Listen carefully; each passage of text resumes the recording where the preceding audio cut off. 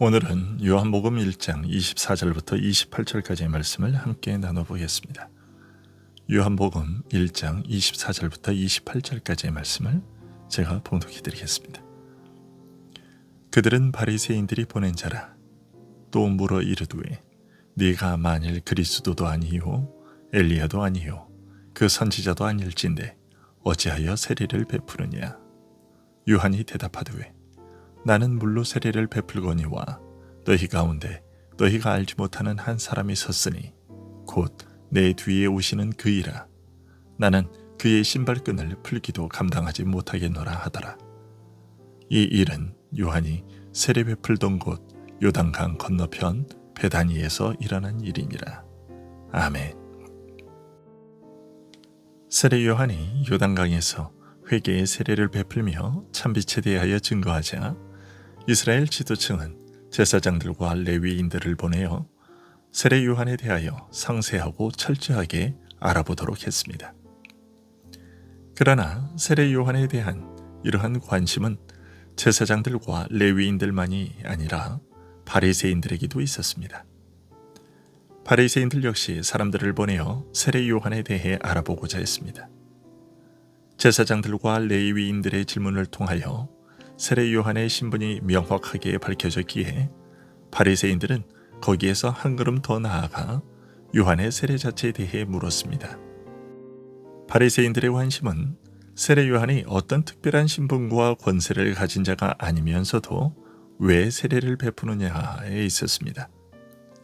그리스도나 엘리야나 그 선지자도 아니면서 왜 기존의 형식과 틀을 깨고서 회개의 세례라고 하는 특별한 형식으로 죄 사함의 은혜를 전하느냐에 관심이 집중되었습니다. 제사장들은 세례 요한이 누구냐, 무엇이냐에 관심을 가졌던 반면에 바리새인들은 왜 세례를 주느냐에 더 깊은 관심을 가졌던 것입니다. 이에 세례 요한은 이렇게 대답했습니다.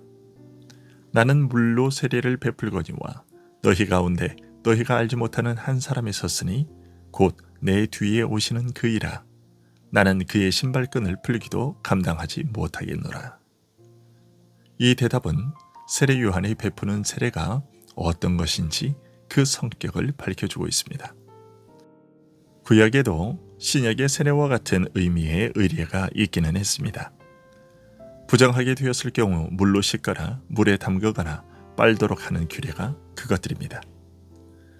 하지만 지금 세례 요한이 베풀고 있는 회개의 세례는 지금까지 이스라엘이 보지도 못했고 알지도 못했던 전혀 새로운 형태의 것이었습니다. 예수님께서는 부활하신 후 제자들에게 말씀하시기를 그러므로 너희는 가서 모든 민족을 제자로 삼아 아버지와 아들과 성령의 이름으로 세례를 베풀고 내가 너희에게 분부한 모든 것을 가르쳐 지키게 하라. 볼지어다 내가 세상 끝날까지 너희와 항상 함께 있으리라 하고 말씀하셨는데 그 말씀은 곧 세례가 하나님께 속한 자가 되어 그의 다스림을 받는 것과 밀접한 관계가 있다는 것을 알려주신 것이었습니다. 그리고 사도 바울은 세례의 의미를 더 깊이 자세하게 설명해 주었는데 세례는 그리스도와 함께 죽고 사는 것을 뜻하며 죄된 옛 사람이 죽고 하나님을 향하여 사는 새 사람으로 새 생명으로 다시 사는 것을 의미한다고 알려주었습니다. 그리고 세례의 이러한 내용 자체는 구약에서도 이미 존재하고 있었다는 것을 홍해 사건을 예시로 들어 설명하기도 했습니다. 또한 세례의 의미 또는 내용은 할례와 같은 것임을 골로새서 2장 11절과 12절을 통해서 설명해 주기도 했습니다. 이처럼 세례의 은혜는 구약에서도 다양한 형식으로 증거되고 누려왔음에도 불구하고 세례 요한이 베푸는 세례는 이스라엘이 지금까지 경험하지 못한 새롭고 독특한 것이었습니다. 하나님께서 세례 요한에게 직접 지시하여 베풀게 하신 특별한 것이었습니다.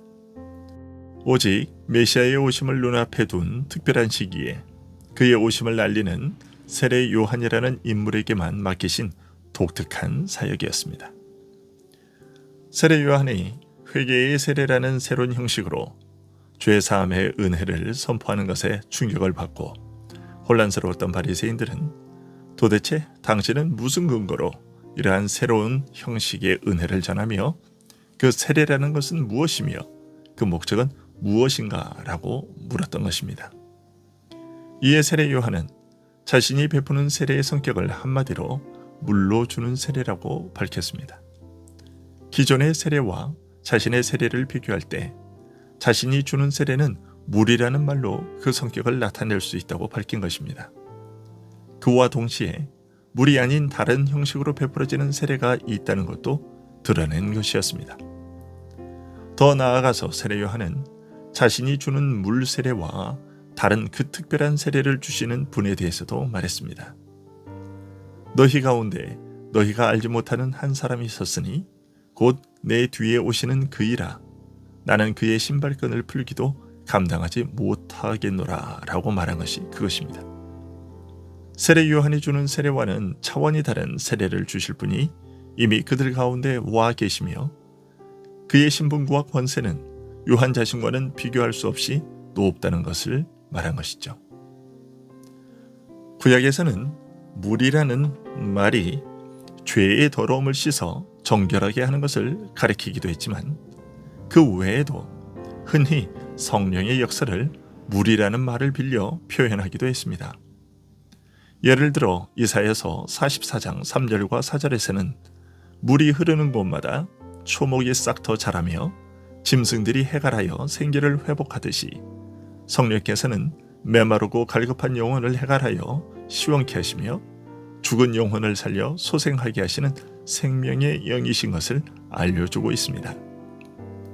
만일 물이라는 상징을 통해서 이러한 성령의 역사를 가리키고자 했던 그 옛 선지자들의 예가 세례 요한의 물 세례에도 적용된다면 이것은 결국 죽은 자를 살리는 생명의 영으로 베풀어질 세례를 가리키는 표였다고 말할 수 있을 겁니다.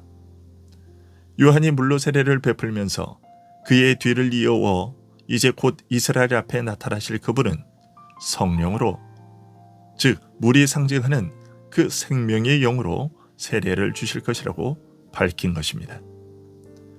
결론적으로 바리새인들이 세례 요한에게 당신이 베푸는 세례는 어떤 것이며 그 목적이 무엇인가 라고 묻자 세례 요한이 나의 세례는 물 세례이다 라고 한 대답은 구약에서 물로 씻어 정결케 했던 규례가 장차 있을 일을 알려주는 그림자와 예표였듯이 세례 요한 자신이 베풀고 있는 세례의식 역시도 그 실체가 따로 있다고 대답한 것입니다.